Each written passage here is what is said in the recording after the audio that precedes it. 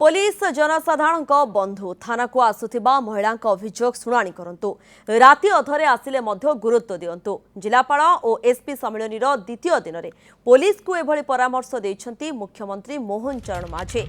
मुख्यमंत्री कहते महिला शिशु और दुर्बल श्रेणी लोकों को त्वरित न्याय देबा पाई सरकार प्रतिश्रुतिबद्ध।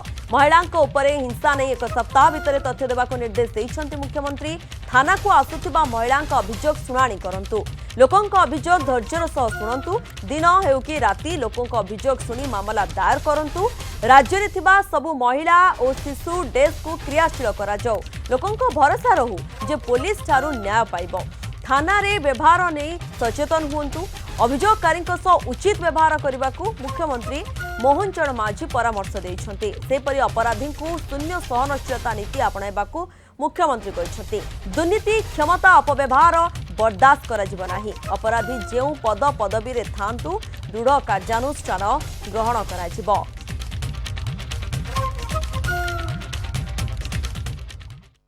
सर्वप्रथमे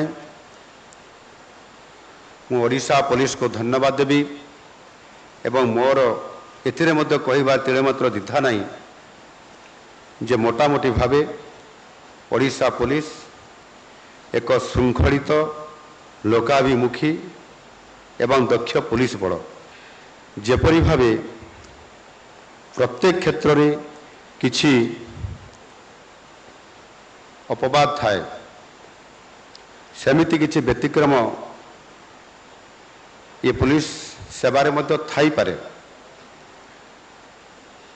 ताकू मध्य व्यतिक्रम भावे विवेचना करा जाई पारे किंतु ये कथा अनस्वीकार्य जे राज्य पुलिस अक्लांत परिश्रम फल ओडिशा निरंतर भावे एक शांतिप्रिय राज्यर मान्यता पाई आसुछि।